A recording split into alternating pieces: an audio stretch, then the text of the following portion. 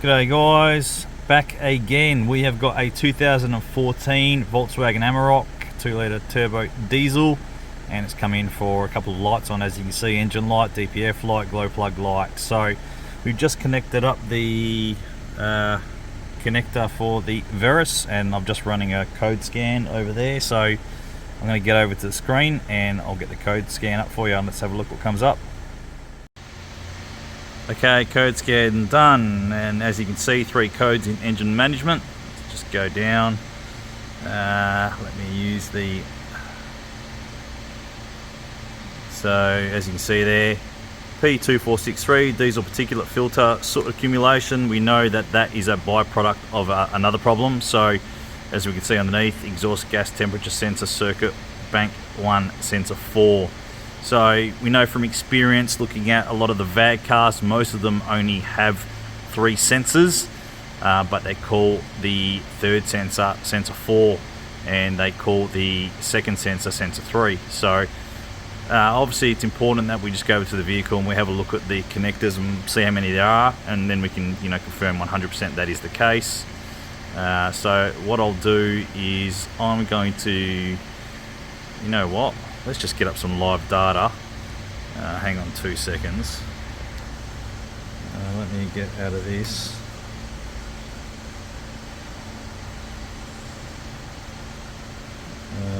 Engine management.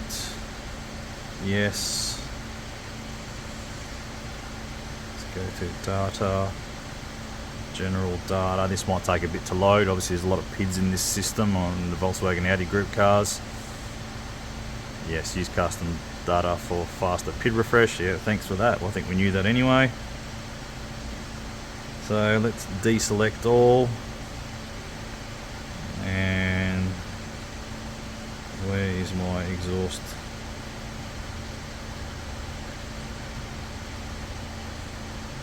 Not in DPF. No, I'm not even worried about that yet.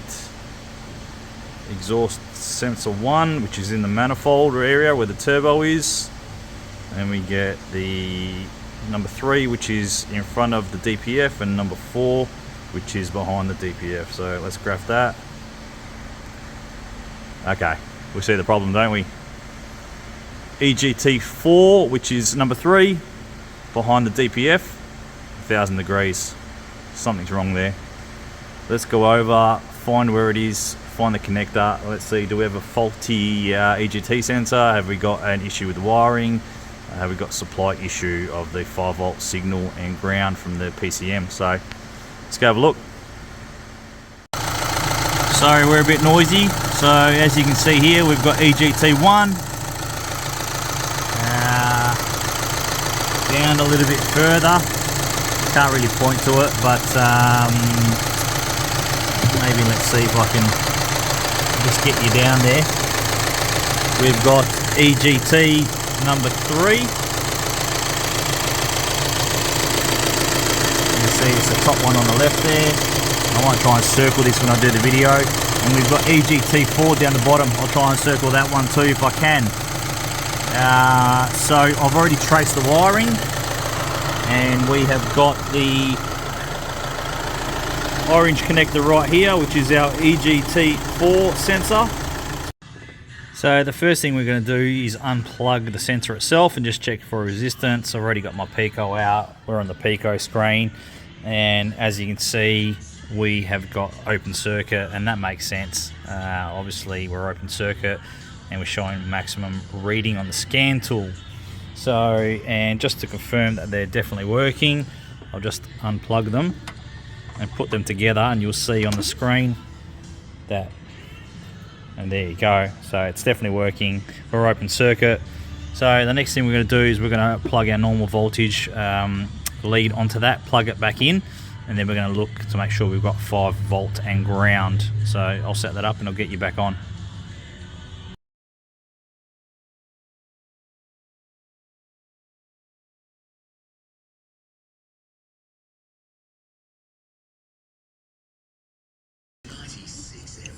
I'm going to have to absolute struggle town here at the moment. You know what, I'm just going to put it down. Okay, so we're connected back together. We've got our voltage lead on the Pico. Connect detect up. If we go key on, we should get 5 volts. So let's have a look. Well, we've got 5 volts. The leads are inverted, but that's not the important thing. You know, the important thing is we definitely have 5 volts there. Obviously, with the leads being inverted, we're seeing negative 5 volts. But that's okay. We know we've got 5 volts, we know we've got a ground, and we know we're connected to the system. So this 100% needs a sensor. Let's get the new sensor, and then we can check the resistance of what a known good is. Alright, the new EGT is here. So I'm about to connect this up. I don't know what we're going to be expecting at the actual resistance reading of it. So I'm just going to plug it in. Let's have a look. So we're in, but we're definitely not on the right scale. We are, let's go next up. There we go. There's our resistance reading.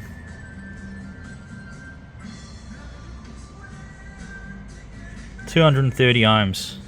So there you go. Let's get the new one in and let's test it out. Our EGT sensor 4 replaced, and that is a more better number than what we were seeing before, so clearly we're working. Okay, so we were able to reset the DPF settings, so we're just going to go back in. We are going to see if we can clear the codes now. The engine light and the obviously the glow plug warning light is on, so let's just see if we can clear this code now, and then let's go for a drive, get those data pits back up and see if we can do its own regeneration on the road. So bear with me, I'll get you back on while this loads. Alright, we are connected. Let's go fault codes. There we go. So let's see if we can clear this now. There we have it. So reset the values, clear the codes. Now we're going to be able to get those PIDs back up, and let's go for a drive.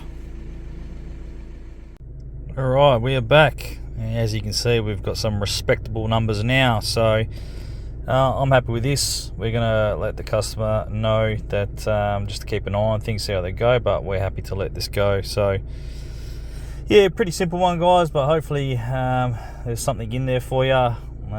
Thanks for watching, and we'll see you next time.